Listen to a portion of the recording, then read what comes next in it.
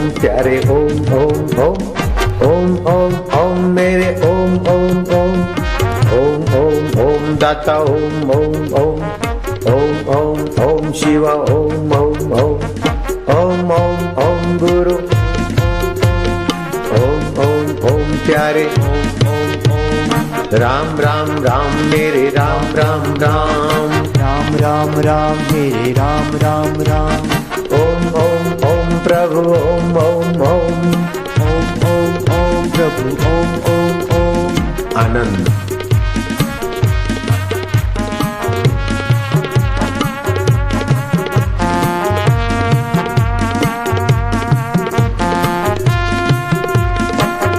तुम्हारी रग रग पावन हो रही है, जैसे वल्ली राम ने अपने को उर्दगामी बना लिया।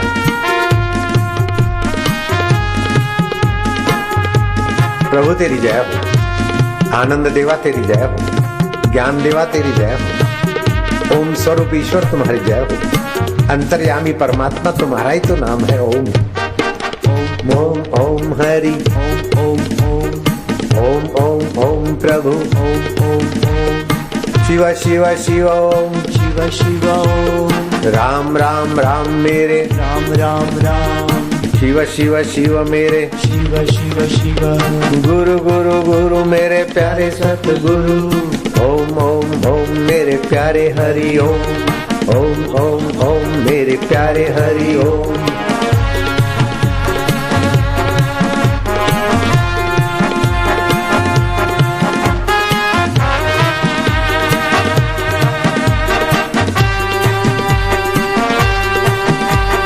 रग रग पावन हो रही है, आरोग्य के कण बढ़ रहे हैं। ओम ओम ओम हरि ओम राम राम राम मेरे राम राम राम शिव शिव शिव मेरे प्यारे शिव शिव ओम ओम ओम मेरे ओम ओम ओम ओम ओम ओम दाता ओम ओम ओम ओम ओम ओम शिवा ओम ओम ओम ओम ओम ओम गुरु ओम ओम ओम। जय हो। शाबाश है, बहुत बढ़िया फायदा होता है। मुख्य जजमान सुने, खूब दुआ होती है। ओम ओम ओम हरि ओम ओम ओम ओम ओम ओम रामा ओम ओम ओम ओम ओम ओम शिवा ओम ओम ओम ओम ओम ओम गुरु ओम ओम ओम।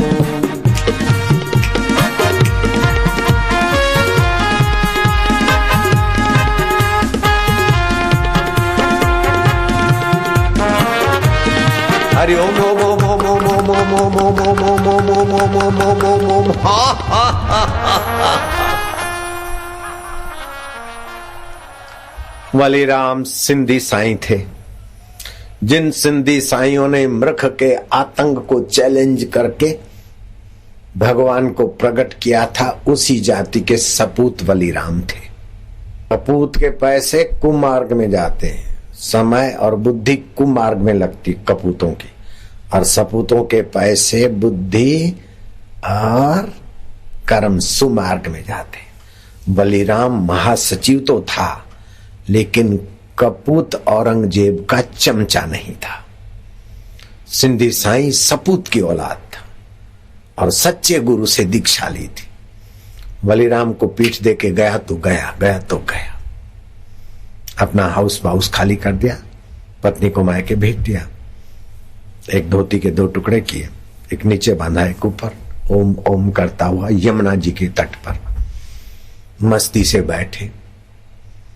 श्वास अंदर जाए शांति, बाहर आए तो एक। कभी कभी जीभ तालू में लगाकर श्वासोश्वास को गिने, तो कभी पहली उंगली अंगूठे के नीचे भगवत ध्यान करे। रस आने लगा, पुण्याई बढ़ गई। 2 दिन 3 दिन हुए, औरंगजेब ने कहा अभी तक हिसाब नहीं लाया, वलीराम के डायो।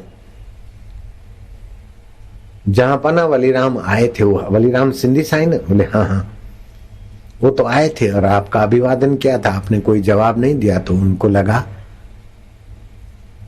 कि क्या जिंदगी है, बंदों की खुशामद में जिंदगी तबाह कर रहा हूं। जिस परमात्मा को पाने के लिए मनुष्य जीवन हुआ है, उसको भूलकर सुविधा का गुलाम हो रहा हूं, धिक्कार है मुझे।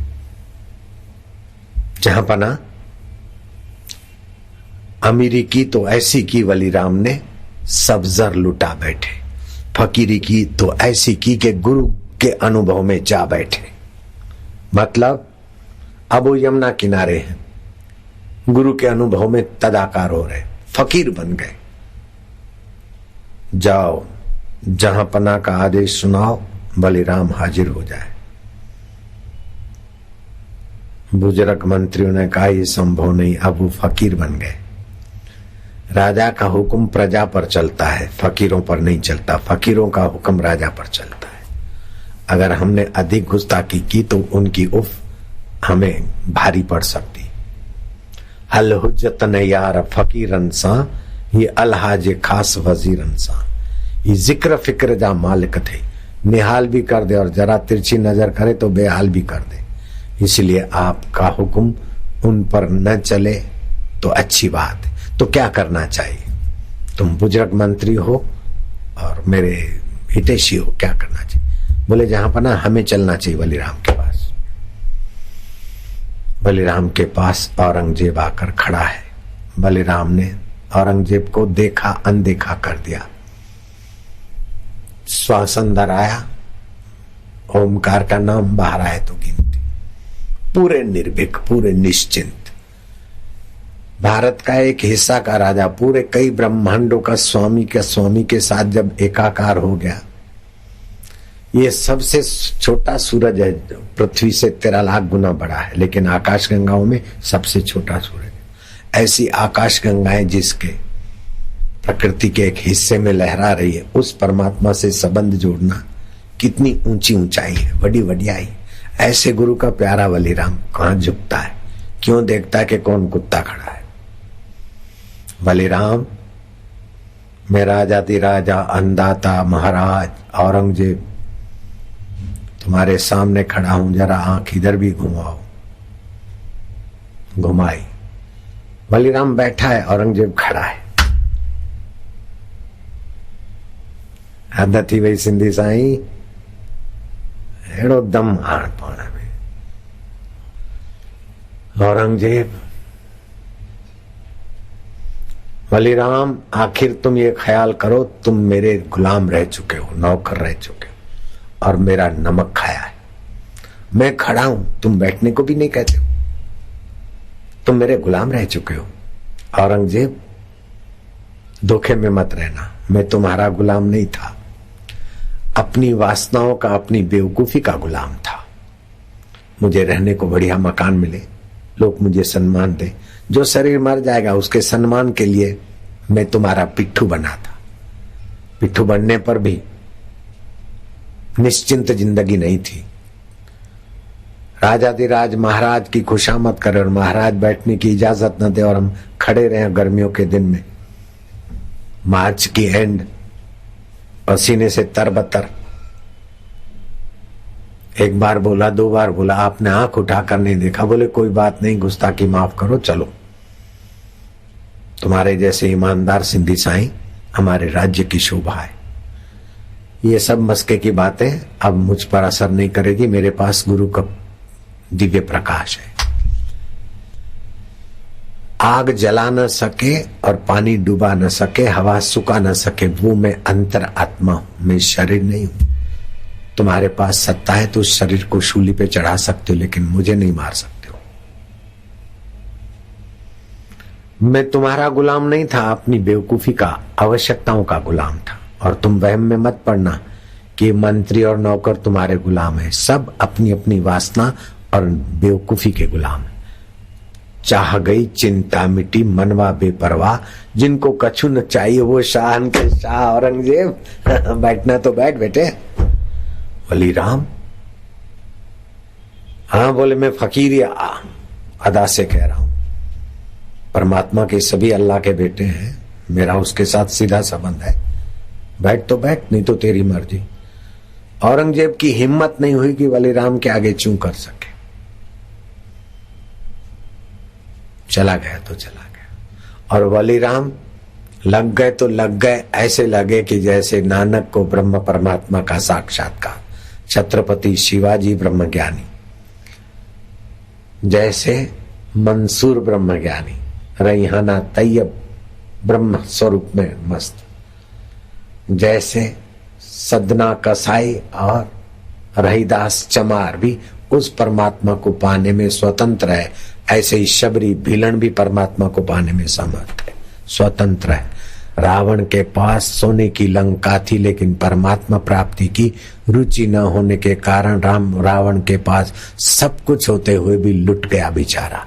शबरी के पास कुछ भी नहीं था, केवल गुरु की रहमत और ईश्वर पाने की इच्छा। शबरी ने वो चीज पाई जो रावण के आगे शबरी महान खड़ी हो गई।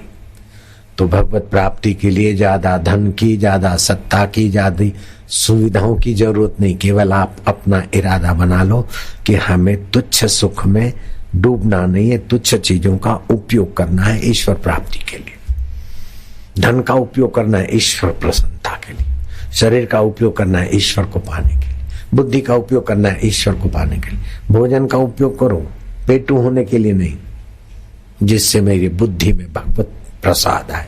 आप केवल इरादा पक्का कर लो और युक्ति गुरु की मान लो, 6-12 महीने में ईश्वर प्राप्ति होनी ही चाहिए। ईश्वर प्राप्ति के पहले ध्यान का एक बार चस्का लगा लो ना, तो तुमको लगेगा कि यार साईं के पास इतने खजाने थे, हमको पता ही नहीं। अभी जैसा तुमको साईं दिख रहा है, साईं उतना ही नहीं, वैसा ही नहीं है। 3 दिन अगर मेरे सामने कोई बैठे सुबह शाम दोपहर 1-1 घंटा और मैं मेरे खजाने से किरणें फेंकूं, तुमको ध्यान लग जाए तो तुम्हें पता चलेगा कि साईं क्या है, साईं के पास क्या खजाना है। ये तो आम आदमी को समझाने के लिए हम नीचे उतरकर किस्से कहानी नाचना गाना, ये नाचने वालों के बीच में नाच कर भी चलो भैया, बोलने वालों के बीच बोल कर भी चलो मेरे भैया, खाने वालों के बीच खाकर भी चलो मेरे भैया। 100 बातें तुम्हारी मानता हूं ताकि तुम कभी न कभी मेरी बात मानने के काबिल हो जाओ, इसलिए तुम्हारे बीच आता हूं। न तो मुखे छा वठणो आहे तव्हांजा 50, 25, 100 करोड़ 10 करोड़ 10 अरब, मुखे छा करना। सारे विश्व की चाबियां, जिस विश्व का खजाने का जो स्वामी, उसकी चाबियां फकीरों के पास रहती। मौलाना जलालुद्दीन रूमी राजपाल के ठाठ से रहते थे, बड़ा होता था, लेकिन देखा कि आखिर क्या, सेठों के पास बड़े संपत्ति होती है लेकिन बेचारे सुगड़ते रहते, उनकी टट्टों की खुशामद करते रहते, न जाने किस किस को रिझाते रहते हैं बेचारे सेठ। लेकिन सरकारी राजपाल पद तो, लेकिन आयुष्य तो नाश हो रही है। सूफी ग्रंथ पढ़ते कि ये तन का चाकुंभ है, कब फूट जाए कोई भरोसा नहीं। कुम्हार का घड़ा तो साल भर के बाद गोदाम से मिलेगा, लेकिन ये घड़ा अशोक बेचारा कैसे चला गया, किशोर का भाई, पता ही नहीं चलता किस निमित्त कहां से आदमी चला जाए। बढ़िया आदमी था, सज्जन था, तो कब कहां से इस गाड़ी, जहाज platform number so and so, train platform number so and so, बस प्लेटफॉर्म नंबर बस स्टैंड से, लेकिन ये गाड़ी कौन से प्लेटफॉर्म से, रसोड़े से चल पड़े कि बाजार से चल पड़े, कार में से ही चल पड़े कि जहाज में से चल पड़े, इसका कोई भरोसा नहीं।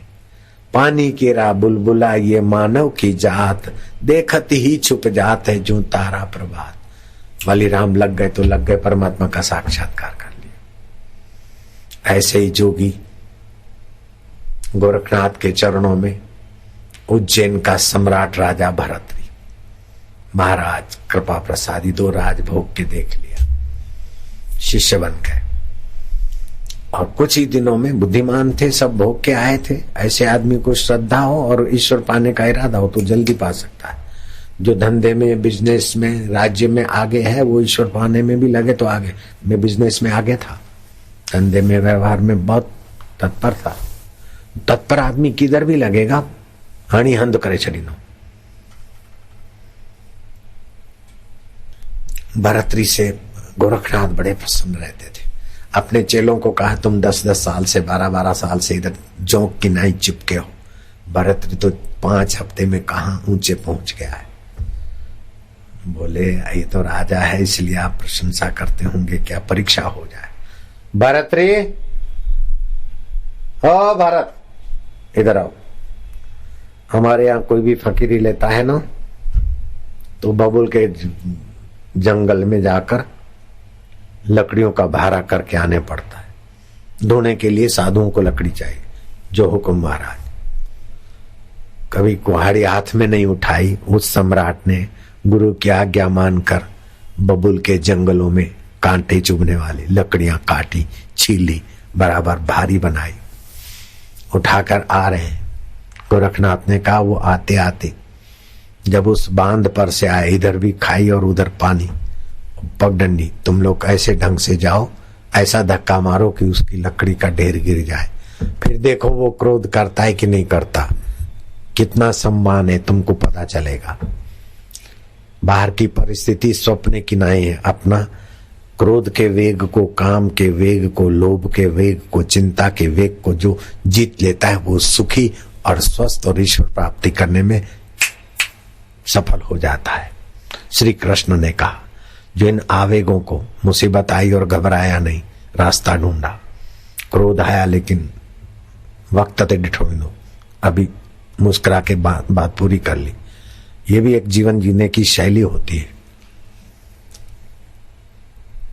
जो बड़े आदमी होते हैं उनमें ये थोड़ी बहुत शैली होती है, तभी बड़ापन टिकता है, नहीं तो नौकरी उसको बेच के खा जाएंगे। अपना रहस्य किसी को न बता और दूसरे के मन की जानकर अपना काम करता जाए। फिर चाहे संसार में फंसने वाला रावण का काम करे, चाहे संसार से निकालने का राम का काम करे, उसकी बात है। लेकिन बुद्धिमान जहां भी जाएगा सफल होगा। इससे भी आगे सफल होना है। ऐसा धक्का लगा कि बुहारा इधर लुढ़का, भरतरी उधर फिसले। जो पुराने गुरु भाई थे भरतरी उद्विग्न नहीं हुए, आंखों से अंगारे नहीं उगले, धीरे से संभले, क्षत्रिय थे, भारा उठाया, चल दिए। गोरखनाथ ने अकेले में कहा देखा उस दिन भरतरी का कितना काबू है। काम क्रोध के उद्वेग का व्यवहार हुआ, लेकिन ये गुजर जाएगा, ऐसा सम रहकर परिस्थितियों को अपने पर हावी नहीं होने दिया। भय को अपने पर हावी नहीं होने दो, चिंता को अपने पर हावी होने नहीं दो, क्रोध को अपने ऊपर हावी न होने दो, लोलुपता को अपने ऊपर हावी न होने दो। ताकत होनी चाहिए त्याग की, खर्चने की उदारता होनी चाहिए, त्यागने की ताकत होनी चाहिए, कमाने की बुद्धि होनी चाहिए। बलिराम में ये सब कुछ था, राजा भरतरी में भी ये सब था। लेकिन चेले कब मानते हैं? गुरुजी और परीक्षा हो जाए, भरत जाओ बेटे, 1 महीना नंगे पैर मरुभूमि में यात्रा करनी है, छाया पर पैर नहीं रखना है। अगर छाया पर पैर आ गया तो आप मेरे शिष्य होने के लायक नहीं रहोगे, समझे? और साथ में कुछ ले नहीं जाओगे, एक कंथा और एक पानी का तुम्बा, जहां भूख लगे भीख मांग के खा लेना। 1 दिन 2 दिन 3 दिन 4 दिन 5 दिन फुफुंदे हुए फूले। जिसने कभी कारपेट से पैर नीचे नहीं रखा, नंगे पैर, जेठ अषाढ़ का महीना, फफूंदे हुए फूटे, बालू घुसे, लेकिन जा रहे तो जा रहे। एक दिन मर जाएगा, शरीर गुरु की आज्ञा मानने में कुर्बान हो गया तो क्या फर्क पड़ता है। इंद्रियों के ऊपर मन है, मन के ऊपर बुद्धि और बुद्धि के ऊपर निष्ठा है। 6ठा दिन हुआ, उसको तो पैरों में पीड़ा हो रही, लेकिन गुरुजी के दिल में पीड़ा होगी कि मेरा प्यारा चेला, बेचारा बेचारा मेरा चेला प्यारा। काम बन गया उसका। तो ऐसे ही मेरे गुरु को मेरे पर बहुत कुछ होता था। बेचारो दाढ़ी या वार भी मुंजी आज्ञा का सवा ने तो कटा है। मेरे दाढ़ी बाल बढ़ जाते थे न, तो अपने मनमानी नहीं करना। गुरु की आज्ञा आएगी, पत्र लिखूं, गुरु आज्ञा दे, या तो मुंडन करा देते जैसे नारायण कराता है, या तो छटाई कराए। गुरु जी जब उत्तर लिखते, पत्र जाए आज गुरु यहाँ कल यहाँ, तो पत्र घूमते घूमते 15-25 दिन में पहुंचे। फिर गुरु जी का चिट्ठी आए, गर्मियां बीत जाए तो बीत जाए, लेकिन बिना आज्ञा के हम बाल छटाई नहीं कराते थे। अमीरी की तो ऐसी की सब जर लुटा बैठे, गरीब फकीरी की तो ऐसी की कि गुरु के दर पे आ बैठे। गुरु की आज्ञा, बस बात फाइनल। गु माना अंधकार, रू माना प्रकाश। अंधकार मिटाकर आत्मा परमात्मा के अब प्रकाश करा दे, उसका नाम गुरु है। राम राम तो सब लोग जपते हैं, लेकिन रामानंद स्वामी ने कबीर को जब गुरु मंत्र राम राम करके दिया तो गुरु मंत्र, बड़ा मंत्र कबीर जी को सिद्ध बना दिया। नारद जी ने ओम नमो भगवते वासुदेवाय दिया गुरु मंत्र बनाकर, तो ध्रुव को परमात्मा की प्राप्ति हो गई। गुरु को क्या समझते? गुरु एक मिट्टी उठा के दे दे, वह ले ले, वो भी हमारे लिए सब कुछ है। मेरे गुरु जी के पास कोई दुखियार आया, साईं ॾिसजे कौन तो था बातो खां गरीब आया, ऑपरेशन कराया न कराया, अरे मारी दे डॉक्टर न कराया ऑपरेशन, तो बाबा छा करया, आगरा शाहगंज छमछम गली श्री कृष्ण गौशाला में ये घटना घटी। जाओ जाओ, ये आंकड़े के पत्ता है ना, तोड़ के उसका दूध डाल दे, खीर विझी छे डाका जो पाने भगवान ठीक थी वेंदे। तेजाब है भाई, तेजाब आप लोग नहीं डालना। लीलाशाह साईं के कहने से आंकड़े का पत्ता डाला और आंखें टनाटन हुई। खुशी खुशी में बुढ़ा गया मिठाई वाले के पास, भाई दे 1 किलो मिठाई दे। मिठाई दिया, हाय मुझा सच्चा साईं बेड़े बने लाई जय साईं लीलाशाह। लीलाशाह को मन से भोग लगाया। दुकान वाले को बोले वठ भाई प्रसादी है, छाजी प्रसादी है। अरे ॾिसे न तो यार, मुंहिंजूं अखियूं ठीक थी वयूं, थाबा खाईंदो हुउसि, हींअर सभु ॾिसां पियो चश्मे बिना। क्या किया? बोले आंकड़े के पत्तों का दूध लगाया। लीलाशाह साईं ने बोला था, मैं ठीक हो गया। दुकानदार ने कहा यार मेरे को भी तकलीफ तो वही है। वो उठा और उसने उसी आंकड़े का पत्ता का दूध लगाया तो अंधा हो गया।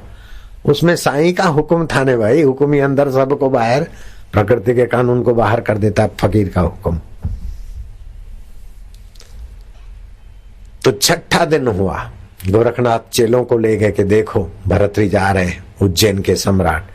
इंदौर वाले उज्जैन को जानते हैं, भरतरी राजा हुए थे। गोपीचंद और मामा भांजा, अभी भी भरतरी गुफा है उज्जैन में। देखो मैं योग बल से छाया पैदा करता हूं और भरतरी का पैर पड़ जाएगा छाया पर, फिर देखे छाया में बैठता है, थकान मिटाता है कि गुरु की आज्ञा मानता है। योग बल से छायादार वृक्ष खड़ा कर दिया और वृक्ष ऐसे खड़ा किया कि तुरंत छाया पड़ी उस पर। छाया पड़ी तो मानो अंगारों पे पैर पड़ा, कूद के दूर भाग गए। गोरखनाथ ने कहा रुको रुको जोगी, छाया है, थके हो, पानी भी पड़ा है, पी लो। बोले गुरु की आज्ञा मानना था ना, छाया पर पैर नहीं पड़ना चाहिए। इस प्रकार 1 महीने में क्या क्या परीक्षाएं ली, सब में सफल हुए। गुरुजी प्रसन्न हो गए, बोले भरतरी मांग ले। बोलो भरत, अष्ट सिद्धि दे दूं। हनुमान जी उड़ना जानते थे, छोटा होना जानते थे, रूप बदलना जानते थे, अणिमा गरिमा लघिमा परिमा पराकाष्ठा, अष्ट सिद्धि दे दूं बेटे, 9 निधियां दे दूं, मांग ले। अष्ट सिद्धि वाला किसी को भी राजा बना दे। अष्ट सिद्धि 9 निधि तो सम्राटों का सम्राट बना देती है, ऐसी दे दूं बोल। बोले नहीं गुरुजी, कुछ तो मांगो। बोले गुरुजी कुछ भी नहीं चाहिए। क्या मतलब? गुरुजी देना चाहे और तुम नहीं लेते हो तो गुरुजी के वचन का अपमान। हमारे यहाँ सिद्धांत है कि गुरु कुछ देना चाहे तो शिष्य को लेना चाहिए। इनकार क्यों करते हो? कुछ भी तो मांग लो। बोले गुरुजी आप प्रसन्न हुए हो, अब मैं मांग लेता हूं। मेरा ये जो कंथा फटा है ना, ये मेरे पास सुई है और ये धागा है, सुई में धागा डाल दीजिए बस। आए है क्या निरपेक्ष है, मांग रहा हूं, ये सुई में धागा डाल दो बस। राजा भरती कैसे थे? 365 बबरची के स्वामी थे। एक दिन में, साल में एक दिन एक रसोई को मौका मिलता था। मेनू पहले आगे पीछे 8 दिन का मेनू चेक कर लेते थे। नए से नई वैरायटी बनाकर राजा भरतरी की सेवा में रखते थे। वो बंदा भिक्षा मांगे और फफूंदे हो और फिर भी सहे, क्योंकि ईश्वर पाना महत्वपूर्ण है। शरीर तो एक दिन जल जाएगा। ऐसा जिसको लग गया ना, उसके लिए ईश्वर तो घर की चीज है। जो शरीर को महत्व देता और ईश्वर को महत्व नहीं देता, उसके लिए ईश्वर बहुत कठिन है। जो अहंकार को महत्व देता है, सोने की लंका को महत्व देता है, वो ईश्वर सामने दिखता है, फिर भी उसके लिए ईश्वर ईश्वर नहीं है। लेकिन जो गुरु के वचन को महत्व देती है शबरी भीलन, उसके लिए ईश्वर साकार है तो भी ईश्वर है, नहीं तो अंतरात्मा मेरा ईश्वर तो है ही है। तो माया आपकी बुद्धि में भगवान का योग बढ़े। इंद्रियां बोलती है ये भोगो, मन बोलता है ये अच्छा है, लेकिन बुद्धि बोलती है अनुचित है, तो आप बुद्धि का कहना मानो, क्योंकि बुद्धि ईश्वर के तरफ पक्षपात करेगी, ज्ञान के तरफ पक्षपात करेगी। लेकिन संसार व्यवहार करने में ठीक तो नहीं है, लेकिन मन आसक्ति करता है, बुद्धि को पटाया कि चलो आज होने दो। धीरे धीरे परमात्मा से बुद्धि दूर हो जाएगी, मन और इंद्रियां आप पे हावी हो जाएगी, नीची योनियों में जाएंगे। आपके हाथ की बात है। गुरु दीक्षा का मतलब ये है कि गुरु दीक्षाली तो कम से कम उन्नति ना हो तो पतन से तो बचे, 10 माला जप करे, मतलब 1000 बार भगवान का नाम तो कम से कम ले, जिससे बुद्धि हमारी बलवती रहे। आखिर तो ये राख में मिल जाए, उसके पहले अपना मन भगवान में मिलाने वाले गुरु के बस बन जाओ प्यारे। गुरु जो देना चाहते हैं वो ही पालो, अपनी इच्छा से गुरु को मत चलाओ, गुरु की इच्छा में अपनी इच्छा मिला दो। शराबी शराबी बनाता है, जुआरी जुआरी बनाता है, ब्रह्मज्ञानी ब्रह्मज्ञानी बना देगा। यार सीधी बात है ना, सीधा गणित है नहीं यार।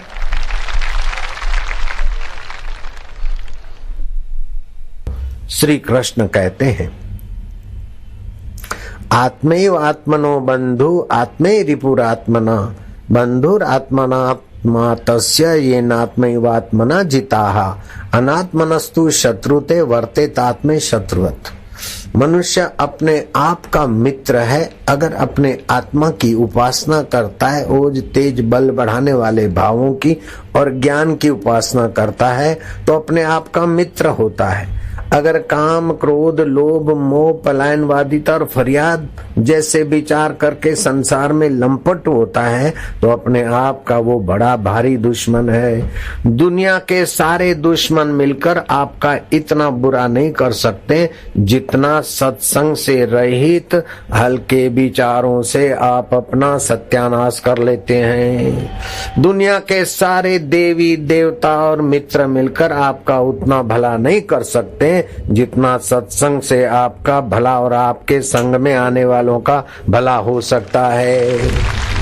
दुनिया की सारे स्कूल कॉलेज यूनिवर्सिटी और विश्वविद्यालयों के परीक्षा पास करके सर्टिफिकेटों के बंडल उठाकर मैं घूमता तभी भी मेरा इतना फायदा नहीं होता जितना सतगुरु के सत्संग से और भगवान के ज्ञान से फायदा हुआ। बिल्कुल पक्की बात है। तो आज से आप पक्का निर्णय कर लो कि हम ज्ञान स्वरूप ईश्वर की उपासना करेंगे, प्रेम स्वरूप ईश्वर की उपासना करेंगे, अंतर्यामी ईश्वर की उपासना करेंगे, सर्वज्ञ ईश्वर की उपासना करेंगे और परम हितैषी ईश्वर जो है हम उसकी उपासना करके अपना ईश्वरत्व जगाएंगे। ये हरामी काम आया कमर तोड़ के चला गया, क्रोध आया खून को जहर बनाकर चला गया, लोभ आया तनाव देके चला गया, मोह आया तो आकर्षण देके चला गया, अहंकार आया तो अपनी विशेषता का भूत डाल के चला गया। ये लोफर तो आते जाते, लेकिन तुम्हारा अंतर्यामी परमात्मा उन लोफरों के पहले भी था। लोफर आए चले गए तुम्हारी शक्ति क्षीण करके, फिर भी जो परमात्मा रहता है उसी को नानक जी कहते हैं आद सत्य जुगात सत्य है भी सत्य, नानक हो से भी सत्य। वो आदि में परमात्मा तुम्हारा आत्मा होकर बैठा था, अभी भी है, जुगों से था, अब भी है और बाद में भी रहेगा। सुमर सुमर सुख पावे, दुख कष्ट क्लेश सहज मिटावे। आप अपने उस दयालु परमात्मा का स्मरण करो। बाबा हमने देखा नहीं, कैसे स्मरण करें, जाना नहीं। भगवान को तो नहीं देख सकते, भगवान निराकार है, लेकिन जिनके हृदय में भगवान प्रकट हुए उन महापुरुषों को तो तुमने देखा सुना होगा। उनकी वाणी जरा समझो। आप हम माँ के गर्भ से जब जन्म लेकर आए थे तो सर्वज्ञ परमात्मा की सत्ता से ही माँ की रोटी सब्जी में से दूध बना। वो सत्ता सर्वोपरि सत्ता है और वो अंतर्यामी है, सत्ता है, शक्ति संपन्न है, लेकिन नहीं जानता है तो क्या भला करेगा, जानता है लेकिन शक्ति नहीं है तो क्या करेगा। भगवान अंतर्यामी भी है, शक्ति संपन्न भी है, लेकिन दयालु नहीं है तो हमारे लिए क्या करेगा। तो भगवान दयालु भी है, इसीलिए हमारे माँ के शरीर में किसी बाप ने, माँ ने या बेटे ने दूध नहीं बनाया। जिस सर्वसत्ताधीश परमात्मा ने हमारे लिए दूध बनाया, और दूध भी ऐसा कि ज्यादा मीठा होता तो हमें डायबिटीज होती, फीका होता तो हमें अच्छा नहीं लगता, ठंडा होता तो वायु करता, ज्यादा गर्म होता तो हमारा मुंह जलता। कैसा सर्वज्ञ है, कैसा सर्वशक्तिमान है, और कैसा दयालु और हमारा ख्याल रखने वाला है। हम जब सफलताओं में छक जाते हैं, विषय विकारों में और भोग में अंधी दौड़ लगाते हैं, तो बीमारी अथवा तनाव या विघ्न देकर हमें सावधान करता है। अगर हम निराश उदास हो जाते हैं तो हमें सफलता मित्र और सत्संग देकर उत्साहित करता है। हम सत्कर्म करके उसके चरणों में अर्पण करते तो हमारे बुद्धि में वो अपना योग देता है। हम उनको अपना मानकर भजन करते हैं, प्रीति पूर्वक भजन होने लगता है। जहाँ अपना तो होता है वहाँ प्रेम होता है। जूते पर कुत्ता पिचकारी लगा रहा है, कईयों के जूते पर, तुम्हें कोई फिक्र नहीं, लेकिन तुम्हारी पुरानी चप्पल या तुम्हारे पुराने जूते पर कुत्ता जरा सा पिचकारी लगाने का ख्याल करता, थोड़ा क्योंकि जूता अपना है। फटा टूटा जूता अपना है तो प्यारा लगता है, लेकिन नित्य नवीन रस देने वाला परमात्मा पराया है क्या? वो ही वास्तविक में अपना है। उसको अपना मानकर आप भजन करेंगे तो प्रीति पूर्वक भजन होगा। प्रीति पूर्वक भजन होने से भगवान बुद्धि योग देने का वायदा करते हैं। भजताम प्रीति पूर्वकम ददामी बुद्धि योगम तम ये न माम उपयांति ते। जो मुझे प्रीति पूर्वक भजते तो अपना मानकर उसका भजन करो तो आप में भगवान की प्रीति उत्पन्न होगी। और जैसे बच्चा है ना, माँ जानती है कि मेरा बेटा है, बेटा को भी पता है, लेकिन बेटा बोलते कि माँ माँ मैं तुम्हारा हूं ना। माँ की प्रसूति की पीड़ा भूल गई। माँ के आगे बच्चे ने हजार गलती की, लेकिन माँ में जैसा तैसा हूं, तेरा हूं ना। पल्ला पकड़ा माँ का या माँ को चिपकड़ा, माँ का सारा रोष चट हो गया। ऐसे भगवान को कह दिया करो, प्रभु मैं तुम्हारा हूं। और ये माँ तो इस जन्म में हमारी, लेकिन परमात्मा तो सदियों से हमारे थे, हैं और रहेंगे। उसको वह जरा स्नेह करो, प्रभु मैं तुम्हारा। सुख आता है जाता है, लेकिन तुम ज्ञान स्वरूप नित्य हो। बचपन चला गया, जवानी चली गई, लेकिन आप जानते हो आप मेरे हो। शरीर मेरा नहीं है, मेरा होता तो कहने में चलता। बाल सफेद नहीं चाहते थे, हो गए। बुढ़ापा नहीं चाहते, हो जाता है। बीमारी नहीं चाहते, हो जाता है। शरीर मर जाए ऐसा नहीं चाहते, फिर भी मर जाता है। शरीर हमारा नहीं था और नहीं रहेगा, लेकिन तुम आत्मा परमात्मा हमारे थे हो, और तुम्हारा हमारा संबंध मौत का बाप भी नहीं तोड़ सकता है। प्रभु हरिओम हरिओम हरिओम हरिओम। शरीर पर मौत गुजरती है, तुम पर मौत की दाल नहीं गलती। तुम ऐसे अमृत पुत्र हो। तो 10 मिनट ओमकार का जप, फिर बढ़ा सको तो और मजा है। भगवान कैसे हैं भागवत में, उपनिषदों में जिन जिन को भगवत प्राप्ति हुई है उन्होंने भगवान के अनुभव का वर्णन किया है। वो आप सारे ग्रंथ पढ़ सको ये संभव नहीं है। बहुत सारे ग्रंथों में से थोड़ा थोड़ा ले लेके नारायण स्तुति नाम की छोटी सी पुस्तक स्टॉल पे मिल जाएगी। वो पुस्तक पढ़ते गए और भगवान को अपना मान के हरि ओम नमो भगवते वासुदेवाय वासुदेवाय वासुदेवाय प्रीति देवाय प्रीति देवाय भक्ति देवाय भक्ति देवाय शांति देवाय। शांति देवाय। बीच बीच में चुप हो जाया करो। चुप साधन भी आपको आत्म परमात्मा सामर्थ्य में सराबोर कर देगा।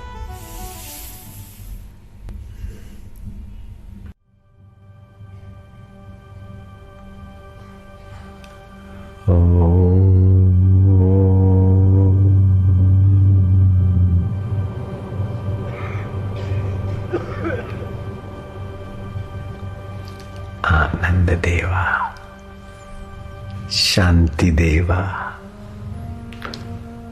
बोलना नहीं, डूबते जाओ, मजूर मत बनो, प्रेमी बनो। इसमें श्रम नहीं है, प्रेम है। इसमें कर्म नहीं है, भाव है। कर्म में मेहनत है, भाव में मेहनत नहीं है। ओम शांति। जितनी देर बोला उतनी देर चुप हो गए, कुछ नहीं किया। ध्यान भी नहीं करना है, चिंतन भी नहीं करना है, होने देना है। जैसे तिनखा गंगा जी में बह जाता है, यात्री जहाज में या रेल में अपने आप चलता रहता है, ऐसे ही भगवत भक्ति, वैदिक भक्ति में, भगवत भाव में वालुड़ा आनंद स्वरूपा, चिदानंद स्वरूपा, ज्ञान रूपा, गुरु रूपा, मारा वालुड़ा मधुर शांति वालुड़ा श्याम पिया, प्रभु पिया, गुरु पिया, मेरी रंग दे चुनहरिया।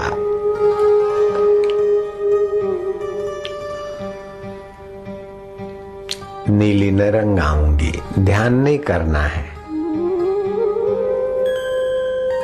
कोशिश नहीं करना। जहाज में बैठने के बाद कोशिश नहीं करते मुसाफरी की, बैठे प्रयत्न करोगे तो करता आड़ा आएगा।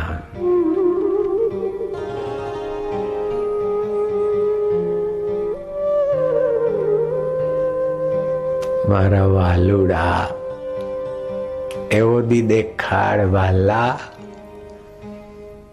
एवो दी उगाड़, भुलावी हूँ मारू ने तारा में डूबाड़। मारा प्रभु जी, मारा गुरु जी, मारा वालुड़ा जी।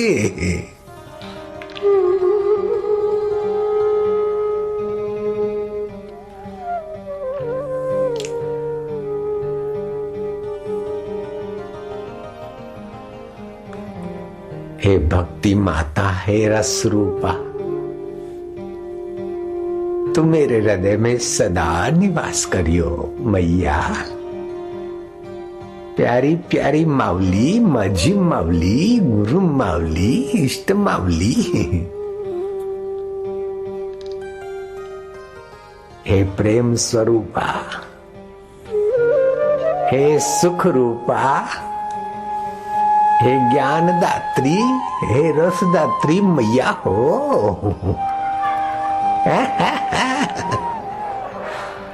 माँ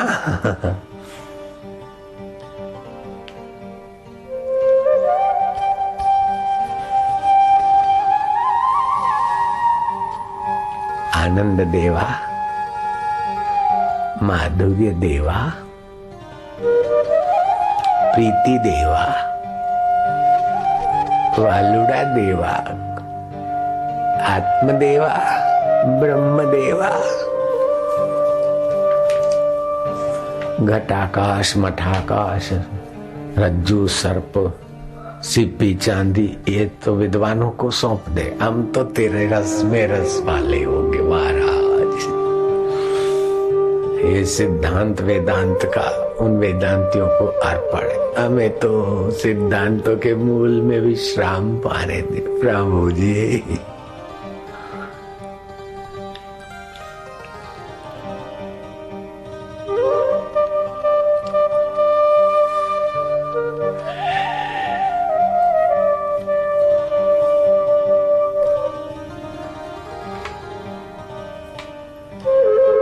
ईश्वर की गोद में, ईश्वर हमारे गोद में, दोनों मिलकर तत्व ज्ञान का रस बनता है। हम न तुम दफ्तर गो।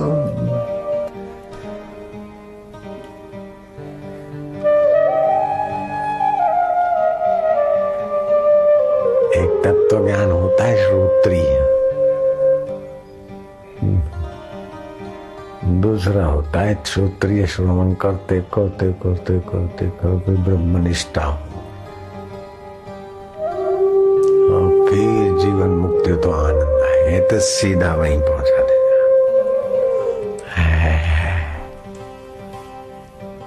कौन श्रोत्रिय बने इतना इंतजार, फिर ब्रह्मनिष्ठ बनो। कुछ नहीं बनना है, मारो हम तो तेरी गोद में बैठो, नहीं तो तेरे को गोद में बिठा दिया वालूड़ा।